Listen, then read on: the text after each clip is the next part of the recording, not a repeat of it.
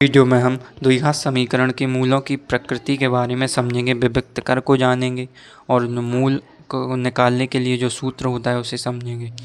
तो यदि ax वर्ग प्लस bx प्लस c बराबर 0 एक द्विघात समीकरण है तो उसके मूल क्या होते हैं? x बराबर होते हैं ऋण b और plus minus under root b का वर्ग ऋण 4ac और बटे में 2a। यहाँ पर जो b है वो है x का गुणांक और जो a है वो है x वर्ग का गुणांक और जो c है वो है अचर पद और a है x वर्ग का गुणांक। तो ये द्विघात समीकरण के मूल निकालने के लिए सूत्र होता है। अब इसके बाद हम विभक्त कर के बारे में समझते हैं। विभक्त कर होता है b का वर्ग ऋण 4ac, ये विभक्त कर होता है। इसी को इंग्लिश में डिस्क्रिमिनेंट कहते हैं। ये b क्या है? b है x का गुणांक और a क्या है? a है x वर्ग का गुणांक और c है अचर पद। द्विघात समीकरण ax वर्ग प्लस bx प्लस c बराबर 0 में। अब इसके बाद हम ये समझते हैं कि कब इसके जो द्विघात समीकरण होता है उसके मूल कब भिन्न होते हैं, कब बराबर होते हैं और कब कोई वास्तविक मूल नहीं होते।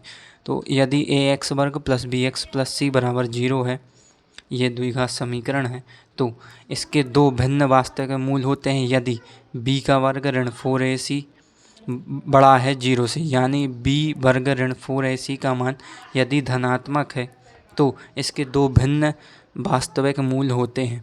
यहाँ पर b क्या है? b है x का गुणांक, a क्या है? x वर्ग का गुणांक और c है अचर पद। अब इसके बाद ये आता है दो बराबर वास्तविक मूल होते हैं यदि b का वर्ग ऋण 4ac बराबर 0 हो, यानी b वर्ग ऋण 4ac का मान यदि 0 के बराबर है तो इसके दो बराबर वास्तविक मूल होते हैं। और इसके बाद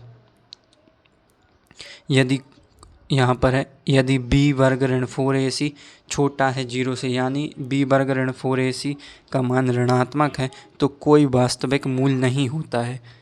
इस ax वर्ग प्लस bx प्लस c बराबर 0 का कोई वास्तविक मूल नहीं होगा यदि b वर्ग ऋण 4ac का मान ऋणात्मक है, यानी 0 से छोटा है। यानी इसको हम विभक्त कर कहते हैं b वर्ग ऋण 4ac, यानी डिस्क्रिमिनेंट। इसको b वर्ग ऋण 4ac इसको विभक्त कर कहते हैं। और ये क्या है? b यहाँ पर x का गुणांक है और a है x वर्ग का गुणांक और c है अचर पद। तो ये तीन कंडीशन है। यदि विभक्त कर धनात्मक हो तो दो भिन्न वास्तविक मूल होते हैं, यदि 0 के बराबर हो तो दो बराबर वास्तविक मूल होते हैं और यदि विभक्त कर का मान ऋणात्मक हो तो कोई वास्तविक मूल नहीं होता है।